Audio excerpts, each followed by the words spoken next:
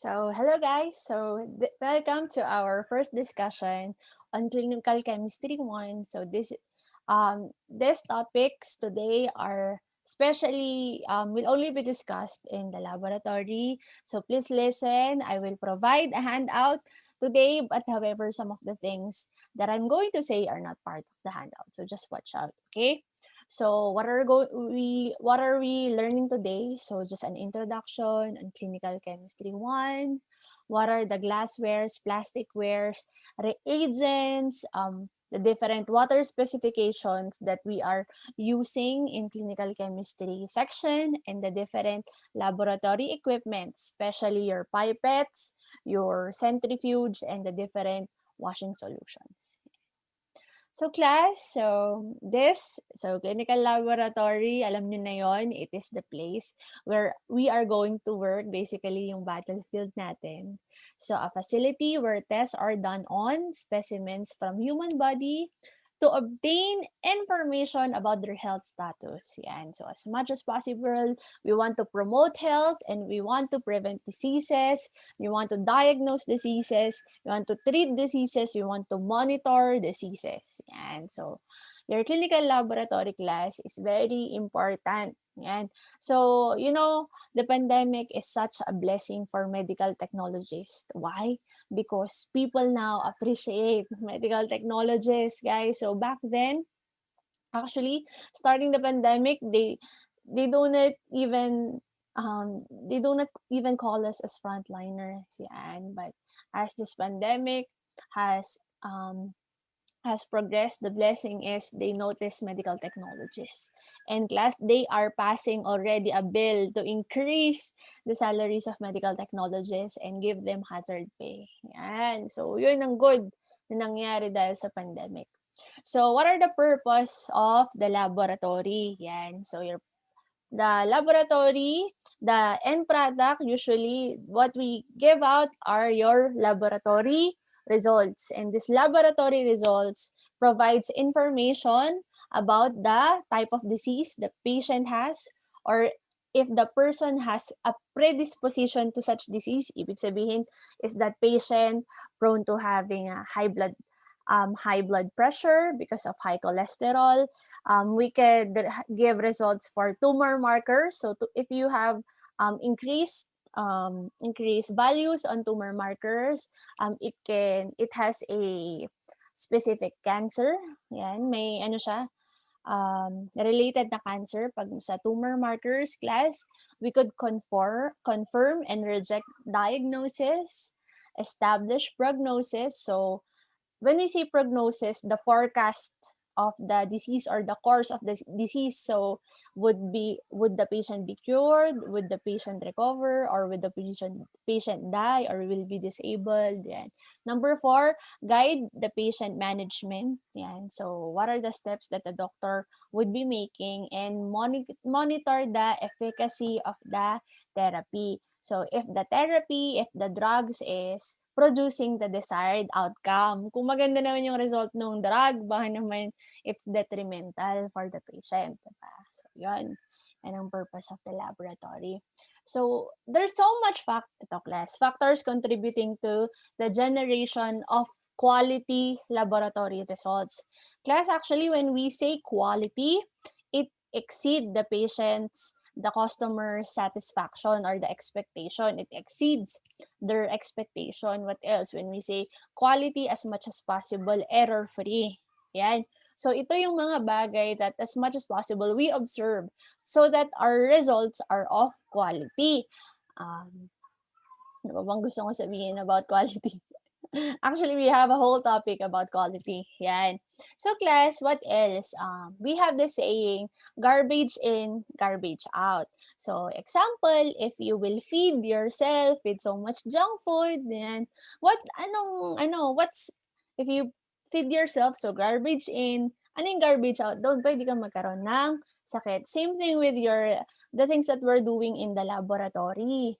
Sample, Number 1, purity of reagents, solutes, and solvents. So as much as possible, you want to use quality solutes, you want to use quality reagents in our laboratory so that it could contribute to a quality result. So class, if we are using expired reagent, expired uncalibrated equipments, then of course it will produce garbage results. So garbage in, garbage out. Okay?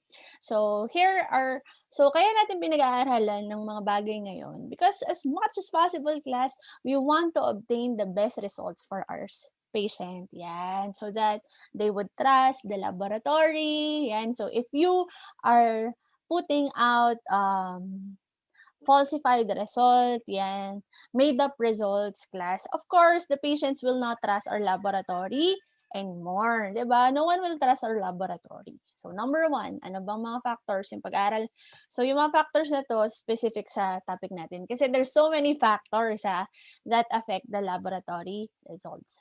Number 1, purity of reagents, solutes, and solvents. Number 2, the quality of your containers. Yan, of course, we don't want our containers to be contaminated or broken. Kasi, di ba, it can leak, it can hurt someone in the laboratory kung may mga basag-basag yung mga containers natin. Number 3, reliability and quality of our measuring devices and the methods that we are doing. Yan. So just example, class, in our COVID testing, yan. So they are using kits, yan, for testing. Parang mga pregnancy kit yun eh. Tapos they will get a swab from your nasopharyngeal or oropharyngeal swab, then we'll place it on the kits, tapos drop a little bit of buffer, then wait for the result. So yung kits na yon, class, so usually the medical technology will buy it from the different medical sales representative, and of course we want to ensure that those kits are of quality. Yan. So yung mga device na yon, yung mga kit na yon, dapat quality sila para mag-produce ng quality result. So same thing here. There should be an appropriate choice. Yan, quality methods rin. Number 4, appropriate choice of separative methods and devices. Yan. Observance of established safety procedures. Example are your standard procedures, ganyan, your SOPs. Number 6, understanding of the chemical reaction involved in each test and the effect of physical variables on the procedure. So class, many things affect our procedures. Maraming nagkakos ng false positive results, false negative results. So we have to watch out for that. Para sa COVID, di ba? Pwede kang mag-false positive. Hindi ka naman talaga positive, pero bigla kang naging positive because perhaps a drug that you took, ganyan, or something, and I don't know. Hindi pa ako nakakagamit class ng COVID testing eh. Ayun. So let's begin with our laboratory reagents. So let's start with the chemicals first that are used in the laboratory. So class, there are so many chemicals in the laboratory, and these are just the general chemicals that may be used. Yan, meron tayong analytical grade, USP and NF, CP, and technical or commercial grade.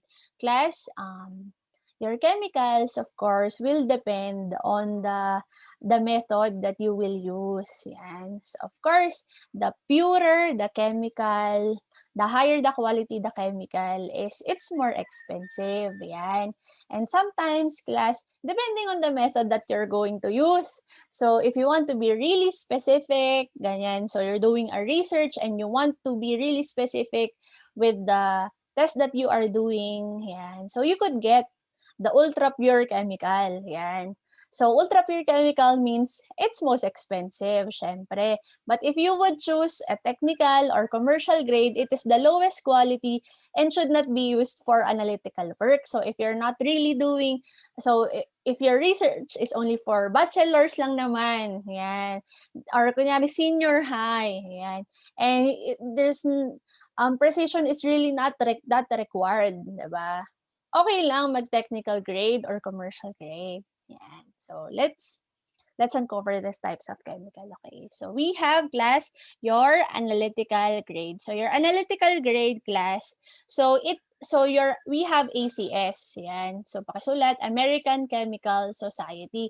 So they are the one who set the specification, the standards on what an analytical grade chemical is. Yan. So class, it is of high purity and is suitable for most analytical laboratory procedures. Yan. So class, as much as possible, yan, in research laboratories, yan, the best choice for them is analytical grade as set by your ACS. So, under your analytical grade are your spectrograde, yun mga ultra pure reagents. We have spectrograde, nanograde, and HPLC or high performance liquid chromatography. So, yung mga ganong test class, kailangan ng analytical grade chemicals. Here, class, we have United States Pharmacopoeia and National Formulary. So, tunog pa lang, class. So, these types of chemical are used for manufacturing drugs. Class, they are not of highest standard. Hindi sila masyadong mataas ang standard. Tulad ng analytical grade, they are not so high of purity. However, the contaminants or the things that will not make it that pure does not harm people. It's still good for making drugs. Yan. Yung legal na drugs hindi yung illegal na drugs. So, the impurity tolerance is not injurious to human. So, pwedeng gawin pang drugs. So, tunog pa lang, di ba? USP, NFP. Used for manufacturing drugs. Next, we have chemically pure or pure grade chemicals. So, less pure, yan. There are impurity limitations. So, may impurity siya, pero hindi naman ganun karami. It is limited. And chemical preparation are not uniform. Since you are paying less, class, yun. You are paying less. So, ayun, yun yung makukuha mong, chemicals, yan. There's a little bit of impurity, pero it's tolerable rin naman. And finally, we have technical or commercial grade. Yan. So, commercial grade, so it is the lowest quality, but however, it's very much affordable. And it is usually used in manufacturing and not for clinical laboratories. Yan. So, usually manufacturing but not clinical laboratory. So, yung sinabi ko kanina, example, bachelor research lang naman. Yan, senior high research naman. Of course, we could use technical, commercial grade. Depending on the type of analytical work that you're going to use. Okay? So, yun. Okay. Class, we have standards. So, class, your standards usually have already a defined concentration. So, mahalaga ang paggamit ng standards in the laboratory. These are substances which already have a defined concentration. Alam natin kung anong nandoon sa loob. Yan. So, we have this primary standard. So, class, your primary standards are usually 99.98% pure. Yan. So example, we want a standard for glucose testing. Yan.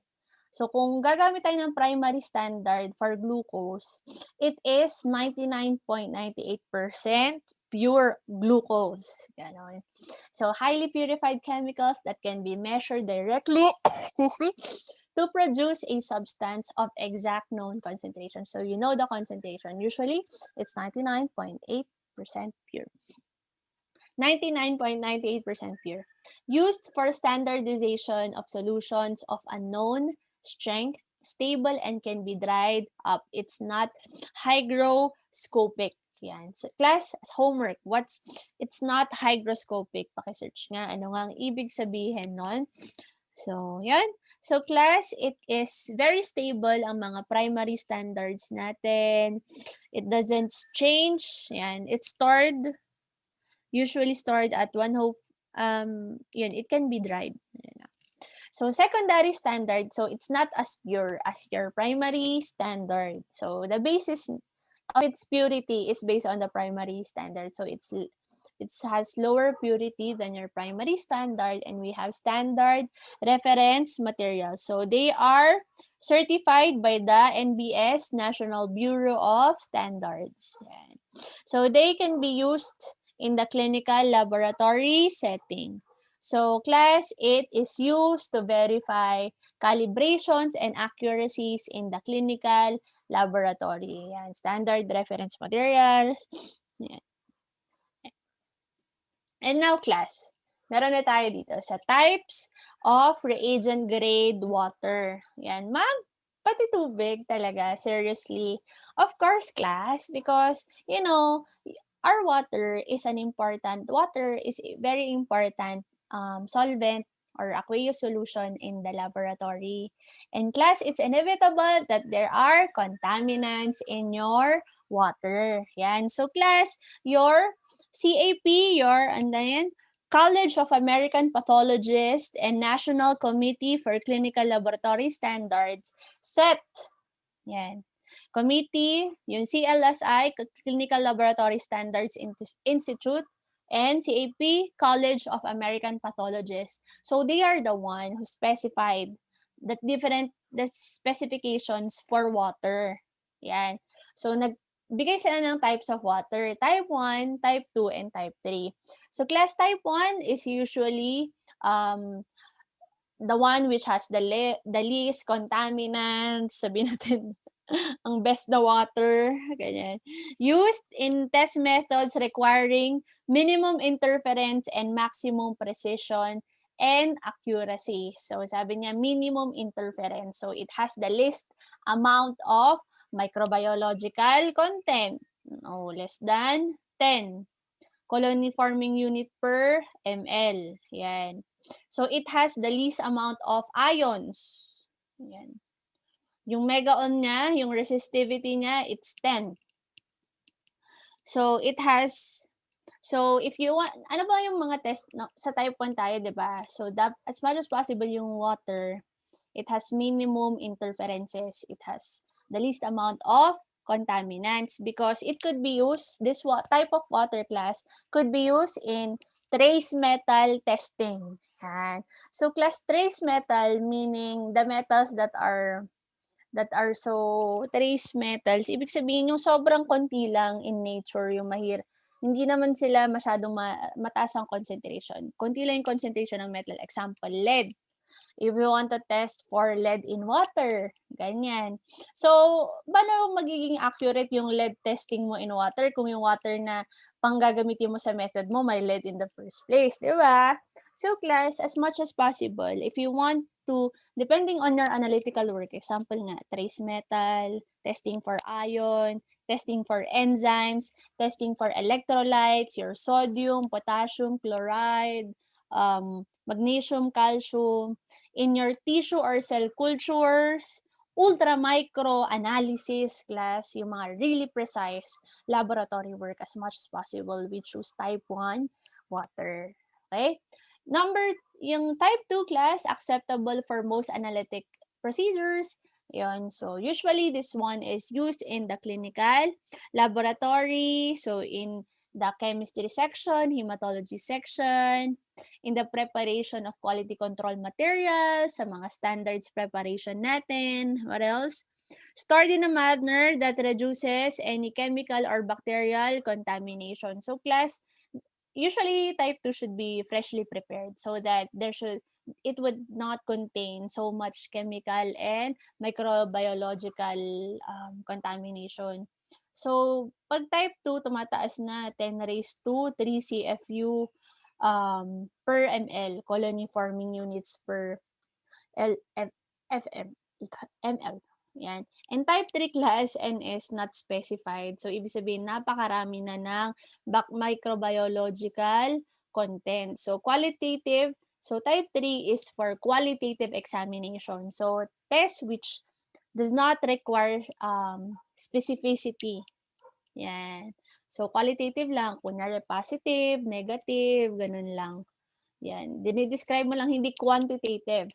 So, acceptable for washing glasswares, not for analysis and reagent preparation. So, class, if you're washing glassware, yon, Type 3 could be tap water. So yun, winawash mo. However, your glasswares, if they are used in analytical work, you have to rinse them with type 2 water. Yan. So yung final washing or final rinsing, dapat type 2 water. So type 3 could be used in urinalysis section, testing for urine, parasitology section, histology section. So they are qualitative tests acceptable for washing glasswares and not for analysis. Yan.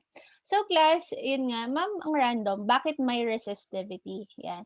Because class, your water contains ion. Sabi niya, resistivity decreases as the ionic concentration of water increases. So your resistivity and the presence of ions in the water, they are indirectly proportional. Yan. Indirectly proportional. So pag mas maraming ion sa tubig, mas mababa ang resistivity. So yung type 3 natin ang may pinakamaraming ion, so pinakamababang resistivity. Yan. So maraming ion contaminants talaga ang type 3. Yan. Diba? Since type 1 has the least contaminants just like ion, so it has the highest resistivity. pH class, type 3, napaka-alkaline kasi masyadong maraming contamination, marami ng microbiological content, kaya panghugas natin yan. However, you have to rinse it with type 2 water or type 1 water depending on what you usually use in the laboratory. Type 2 na lang. So class, how do we sometimes we prepare? Because when the medtech prepares the water class, it's cheaper. Yeah. So how do we prepare our reagent grade water? So number one example is distillation. So distillation class is the oldest method of water purification. Pinakaluma na. So class, in distillation, so the water is boiled and vaporized. Yan. So pwede tayong gumamit ng distillation setup. So class, of course, it removes purities. Yan, depending on the amount of distillation that you're going to do. Yan, filtration. So, pag filtration naman, there is a removal of particulate matter by using a filter. So, maraming filter ang pwedeng gamitin. So, example, meron dito, uses pre-filters composed of glass or cotton. Yan. What else? Activated charcoal or activated carbon. It removes organic materials and chlorine. Meron tayong submicron fibers. I think it's in your notes yan. So, the size of submicron fibers, it filters out less than 0.2 millimeter. So, removes all particles larger than the membrane spores. What else? Yan. So, meron din tayong ultrafiltration and nanofiltration. So, if you want to really remove microorganisms and the toxins, ganun. Ultrafiltration or nanofiltration. We also have the ionization. Yan. So, the ionization, the removal of ions. Pati rin naman sa reverse osmosis class, the removal of ions. So class, in deionization, ions are removed by using an exchange cation anion exchange resin. For reverse of osmosis class, ions are removed by using a semi-permeable membrane. And finally, class, we have ultraviolet oxidation and ozone treatment. So, ultraviolet, so we use ultraviolet lights. Oxidation, so we oxidize the water. So, pag na-oxidize yung water, there would be free radicals. And this free radicals, class, will decompose the contaminants. Yan. So, once oxidation happens, class, merong free radicals na sa tubig. And this free radicals, class, will decompose the different contaminants. So, class, Kaya nga tayo ano, 'di ba, kunyari ayaw magka-cancer, iinom ka ng mga antioxidants. These antioxidants prevents or destroys the free radicals. Pero kung oxidation lang, 'yan nawala yung ano anti, so oxidation lang, you promote the increased number of free radicals. At itong free radicals, kaya class nagkaka-cancer nga kasi itong mga free radicals class, it decomposes, it increases the aging of our cells. Ganyan. So, pag nilagay mo itong mga free radicals sa tubig, it can decompose the contaminants. Yan. Naiintindihan ba ako, class? So, pare, ano na lang. Pare, kayo na lang. Yan. So, let's go to your laboratory, glasswares, and plasticwares. Yan. Magsimula tayo, class, sa glassware. Okay, so let's resume. So, factors determining thermal durability. So, as much as possible, class, depending on our glassware that we will use in different analytical methods. So, meron namang glasswares class na lalagyan lang, container, pero meron yung mga glasswares that they are used for heating, yan. They are used as a vessel of different corrosive chemicals, or different types of chemicals. So class, we just have to take notice of these different factors kasi it will dictate whether or how durable the glassware is. Yan. So that you would know when is the best, what analytical method to use the glassware. Yan. So hindi lahat ng glassware pare-pareho kaya pinag-aaralan natin today. So first one is strain point. Yan. So strain point. So class, this is the temperature resulting to deformation due to heat stress. So class, your glasswares will eventually deform due to the different levels of temperature that it could withstand.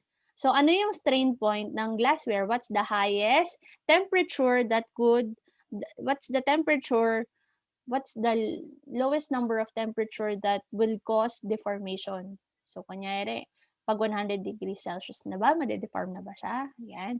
So, kung madedeform na siya ng 100 degrees Celsius pa lang, so, hindi siya good for heating in very high temperature. Next is annealing point, temperature at which glass is heated in order to prevent brittleness. Yan. So, class, there is also temperature. Heat is also used to prevent brittleness. So, that is annealing point.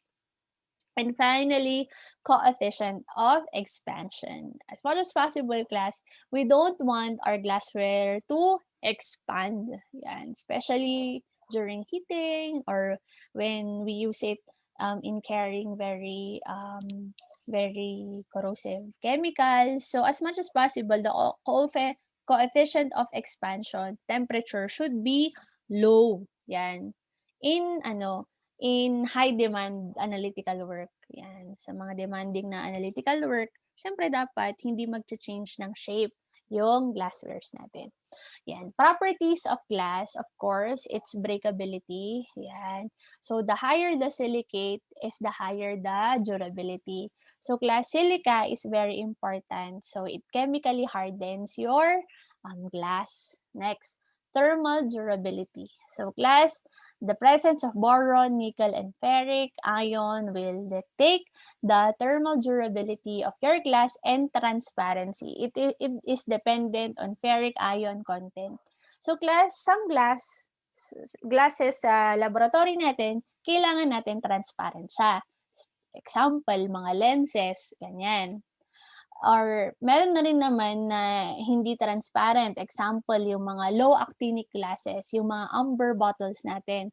Ayaw natin siya maging transparent. Why? Because it contains photosensitive reagents. Some reagents in the laboratory class are very sensitive to light. So, syempre hindi natin ilalagay sa transparent na lalagyan. Ganon. Okay. So, we have different glasswares in the laboratory at simulan natin. So number 1, these are your high thermal resistance. So class, not all of your glasswares are the same. Yan. So example class, sa kitchen pa lang, 'di ba? Hindi lahat ng glassware or plasticware pwedeng ilagay sa microwave. Hindi lahat ng glassware, plasticware pwedeng ilagay sa oven. Same thing rin, class. Sa laboratory, may iba't ibang gamit ang mga glassware, plasticware natin in Chendes. Okay, so we have two. We have borosilicate with low alkaline content and we have aluminosilicate glasswares. Yan. So I told you, silica increases the thermal resistance of the um, of the of the glassware. Okay. So number 1, yung borosilicate natin, class, it could withstand as high as 510 degrees Celsius. Wow, matindi. So class, if you will heat yan up to 510 degrees Celsius, then you can use borosilicate yan. Pinakasikat natin yan, Pyrex, Duran, Borosil. Yan, this is usually used in our laboratory. Yan, pag nakita niyo na yung word na Pyrex, pwede nyong initin. If not, wag muna. Number 2, this should not be heated beyond its strain point. Yan, so if you're going to use as high as 600 degrees Celsius, wag Pyrex, okay? Yan. However, class, it may cloud or etch when used with strong alkali. So, if you place strong alkalis, yan pwedeng ma-scratch. So, use in volumetric measurements usually as beakers, flasks, yan, pwede nyong iinit, Pyrex, Kimax as well. For alumina, silicate, glasswares, yung common natin, kung Pyrex sa borosilicate, we have Corex naman sa alumina silicate. Yan. Sabi niya, it's 6 times stronger than your borosilicate gas. It is strengthened chemically rather than thermally. Yan. Matigas ang alumina silicate dahil sa silicate content niya, dahil din sa aluminum, syempre. However, it's thermally resistant. It is stronger but less thermally resistant. However, class, yung asset niya, alkali resistant. Yan, resists clouding and scratching. So, better sa alkali, strong alkalis, ang mga Corex kesa sa Pyrex. Yan. We have your Vicor for ashing and ignition techniques. It can withstand very high temperature. So, class, we have next high silica glassware. Yan. Good for thermal endurance, grabe, as high as about 1,200 Celsius. Yan. It's chemically and electrically stable. Yan. It is used for cuvettes, optical reflectors, and thermometers. Yan. So, it could read as high as 1,200 degrees Celsius. Yan.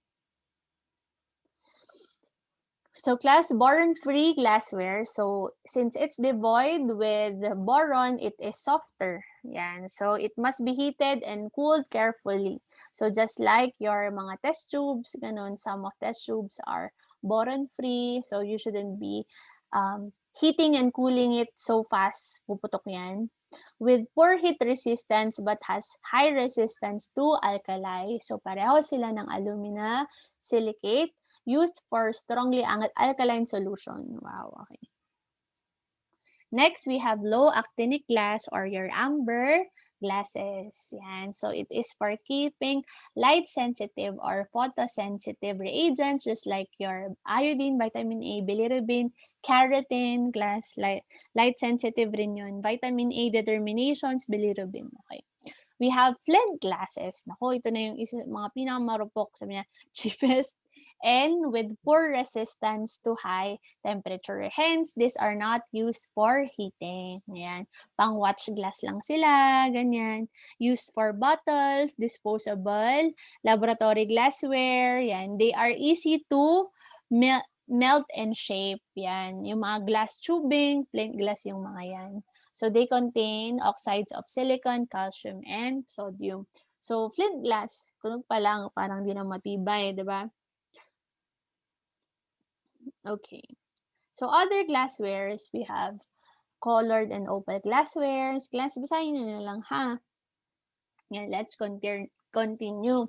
So class, we have your laboratory plasticwares. Ma'am, pati plasticware, seriously, yes. Because different plasticwares are not the same, di ba, class? Not all plasticwares, not all containers, like water containers, hindi lahat sila pwedeng lagyan ng baunan ng tubig. Tama, di ba? Yung mga lalagyan ng Wilkins, hindi mo pwedeng paulit-ulit na gamitin yung mga yon because sometimes the plastic is just too thin that the different contents of the plastic may leak out in your water. So not all plasticwares are also the same in class. Kailangan nalaman natin to at nasa board exam rin to. So class, polystyrene. Yan, clear and rigid and not autoclavable. So class, autoclave is a way of disinfecting our materials in the laboratory, removing the bacterial contamination. So we are subjecting the plasticwares into high heat and high pressure. Yan, mga for 15 minutes.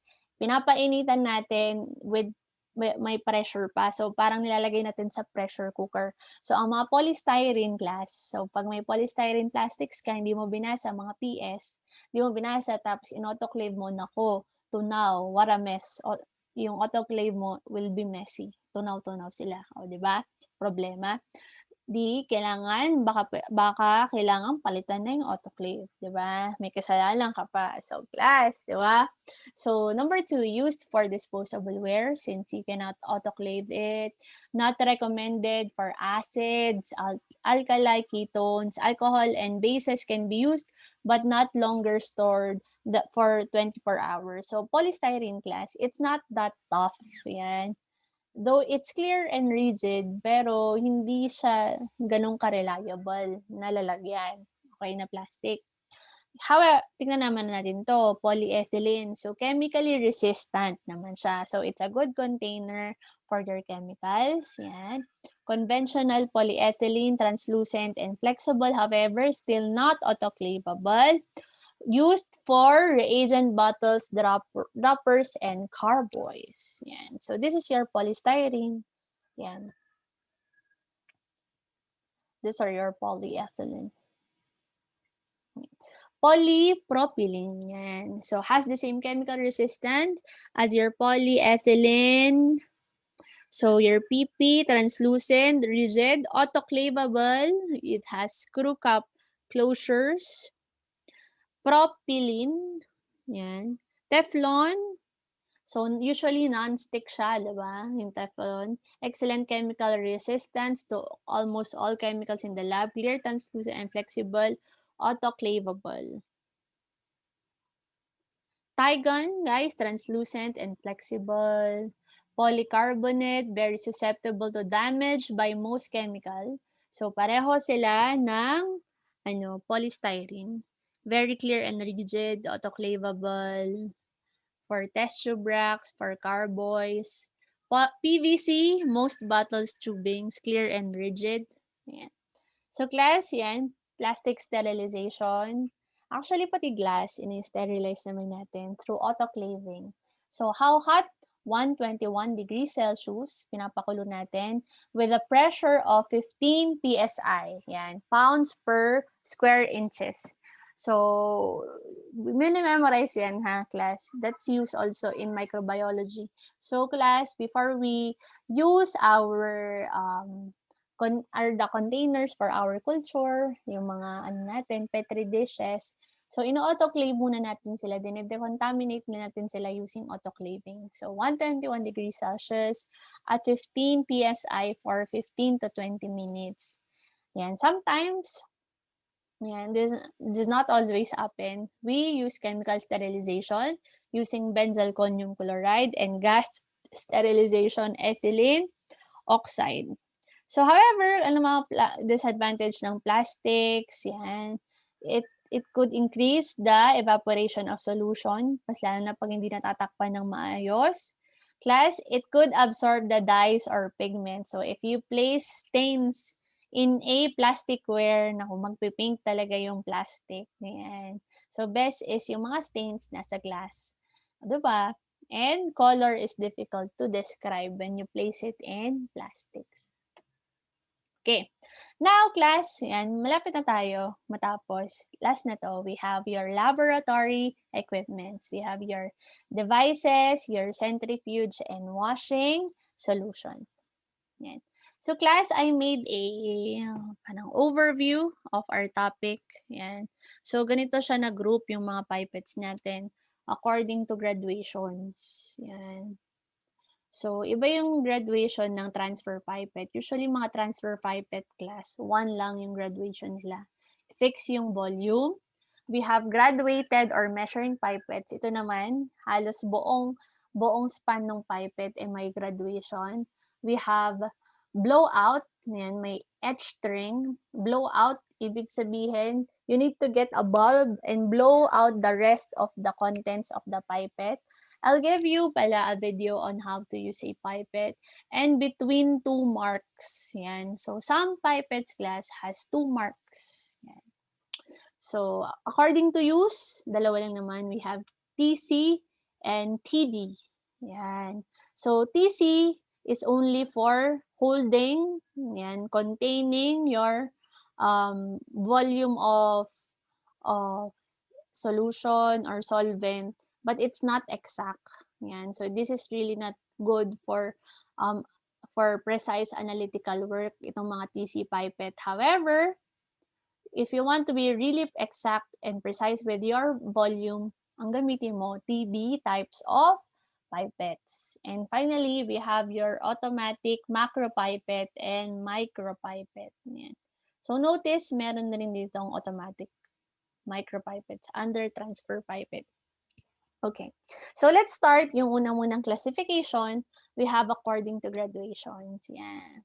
So depende sa graduation nila. Sabi niya, designed to transfer one or fixed volume. Yan. Usually isa lang yung linya niya, class. So meron na rin siyang bulb-like enlargement. Mamaya I'll show you. So class, volumetric or transfer pipette. So it is used to transfer aqueous solutions. Example, your standards, your calibrators. There is a bulb at the center. May enlargement siya in the center. And it is usually self-draining. Yan. You don't need a pipettor. Yan. To remove the contents of the pipette, hindi mo kailangan ng bulb class. Yan. Kung ginamit nyo na sa general chemistry, hindi nyo kailangan ng bulb or ng pipetol or pipettor para i-remove yung contents ng pipette. To remove the contents of the pipette, you just simply allow gravity to do its work. Next, we have Ostwald-Fallen. If you would transfer viscous fluids, yan, thick viscous fluid, example of that are blood, glycerol, yung medyo mas sticky, mas dense na mga fluid, mas viscous na fluid. Class, you will use an Ostwald-Fallen pipette. The bulb is closer to the delivery tip. So, mamaya tignan natin yung mga bulbs. Next class, pasture pipette. So class, this one has no calibration marks. Usually in the laboratory, sometimes this is plastic, sometimes this is glassware. Yan. So if you do not need to measure your drops, you do not need to be precise, pasture pipette ang gagamitin. And your automatic macro pipettes and micro pipettes can also be classified under transfer pipette. Yan. So I told you your volumetric has a bulb. So it is at the center. Yan. Your Ostwald-Fallen, the bulb is closer to the tip. Your pasture pipette class has no calibration and this is your automatic pipette. Yan. So class, sa micro and macro pipette has fixed volume. Kasi class, pag madali kasing masira pag napapalit-palitan yung volume na andito eh. So, kung fixed volume siya, hindi masyadong madaling masira ang automatic pipette. And class, nagki-cringe ako when I'm seeing students pinipihit, iniiba-iba lagi yung calibration ng automatic pipette because yun nga, it could lose its precision and its accuracy. So, volumetric pipette, this is used. Yan, nakita ko. Sabi ko, sa totoong buhay, may gumagamit ba ng volumetric pipette? Because class in practice, the one that we usually use is automatic pipette. Yan. So, yan, I saw my boss when I was working in the hospital. When she was measuring standards, calibrators, yan, she used volumetric pipette. If you want to measure out glycerol, blood, use Oswald pollen pipette because it's for viscous fluid. So notice class, there is only one calibration. So yung calibration nito, so once you suck it up to this line, that is 25 ml. If you suck this up to this line, that is 1 ml. This one has no calibration. This one, its calibration is fixed at 1,000 microliter. Yan. So class, 1,000 microliter is equal to 1 ml. So 500 microliter is equal to 0.5 ml. Huwag kakalimutan na 1 ml is equal to 1,000 microliter. Don't forget that. So example, you have 500 microliters, and it's 0.5 ml. Here, next na tayo, graduated or measuring pipette. So when we say graduated class, compare nyo naman sa volumetric, isa lang yung graduation. So when we say graduated pipette or measuring pipette class, ang raming graduations class. So we have more and serological pipette. So the serological pipette class, its graduation is up to the tip. So 1 na to, tapos may linya pa na susunod. Here class, in more pipette class, the graduation ends here. Yan, sa 10. So notice, magkaiba yung pag-graduation nila. So some more 0 to 10. Sa serological, it's 10 to 1 para hanggang tip. So pag sinabi nating 10 ml sa serological pipette, so pag you need to suck or aspirate the fluid up to here. Yan, up 10. So, to get the whole 10 ml, you should release all the contents of the pipette. So, if you want to get 10 ml in Morse pipette, so, aspirate up to here and end up to here. Yan. So, ganon. So, more pipette, it is calibrated between 2 marks. Yan. No calibration marks to the delivery tip. Yan, no calibration marks. However, serological pipette class, its graduation is up to the tip. It has a larger orifice or opening, yan, compared to your more pipette. And we have blowout and between 2 marks. Yung example of between 2 marks also is your more pipette. Yan, blowout class, so you need to release the last drop. So the last drop should be blown out. So you should use a pipette or pipetol. Yan. Note to self, get a video. So yan. 1 ml volume at 1 ml mark. Kung hanggang dito lang yung 1 ml, more na to. More pipette na to. Pero kung yung 1 ml class hanggang dito, this is a serological pipette. Excuse me. So class, next na tayo dun sa organizational chart natin. So classification according to use. Dalawa lang to. We have TC and TD pipette. So if you want a pipette which delivers the exact amount, dispenses the exact amount, TD tayo. If you want only to hold the volume or the aqueous solution, TC tayo. Okay? We have your automatic and macro pipette and micro pipette. Yan. So we have your air displacement. So class, in air displacement, we have air talaga. Yan. So here in your air displacement, so the air allows the volume of air displaced corresponds to the selected aspiration volume. Yan, in air displacement. In positive displacement, there is a piston. Yan. So the disadvantage of air displacement class, there could be aerosol contamination and vapor contamination. In the laboratory in University of Baguio, what we use is air displacement pipette. Yan, because this is disposable. Yan. So, the advantage naman, since walang hangin, yung positive displacement, the advantage, no aerosol contamination and no vapors. Yan. Relies on a piston. Pag positive displacement, air displacement is the displacement of air. Dilutor or dispenser class. So, obtain the liquid from a common reservoir. So, tingnan natin. Yan. So, class, parang dispensers natin ang alcohol, ng sanitizer. May ganun na rin, class, sa chemicals na pwede mong i-ganun. Yan. Meron pa ba akong gustong sabihin? So, class, dagdag lang sa TC. So, your TC requires rinsing, yan, since it only used for holding. It is calibrated using mercury. Ano naman.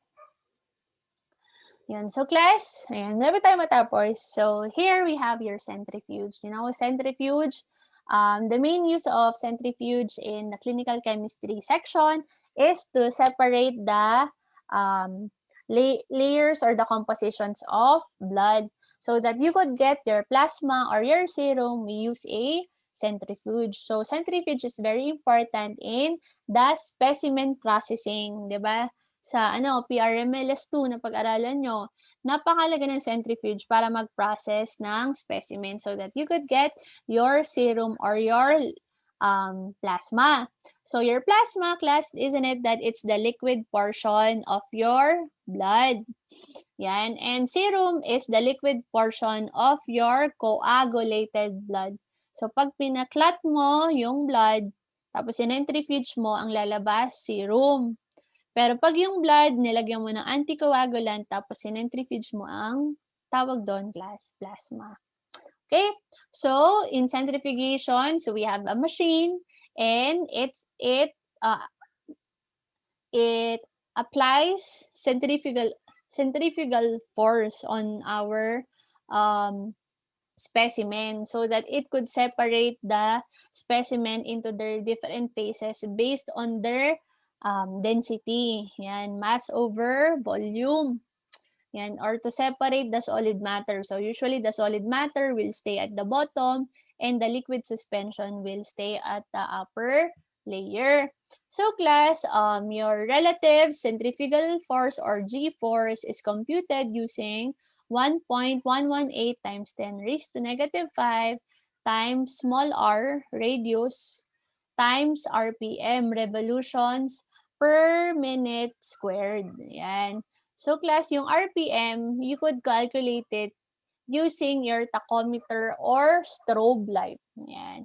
And class, ito ang mga tinatanong sa board exam is quality control. So every day, we clean your centrifuge if there are spillage, and before keeping it, tanggalin mo naman yung mga blood spills, you have to decontaminate it because of aerosol transmission. Yan. And every 3 months, class, we check for the timer, the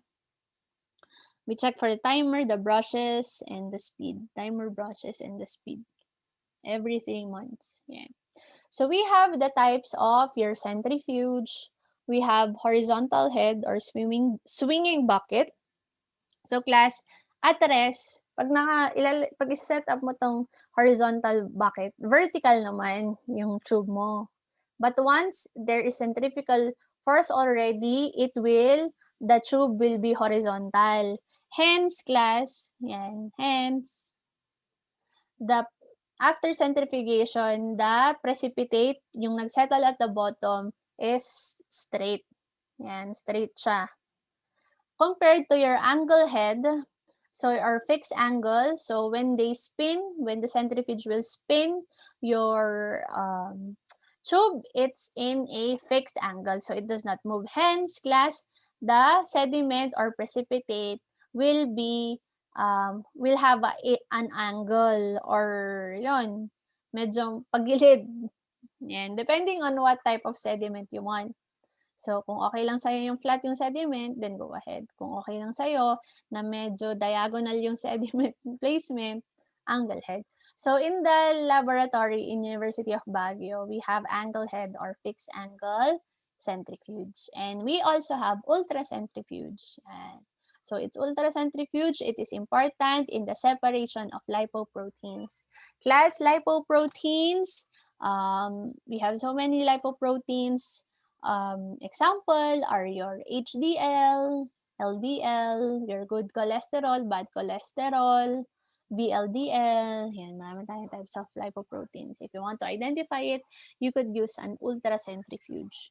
Class, in your notes, you also have your washing solutions. Class, I want you to read the washing solutions. What are the solutions for new pipettes? Yan. Or blood clot, general washing procedures, basahin nyo na class ha. So that's the end of our discussion today. I'll see you again guys. Bye-bye.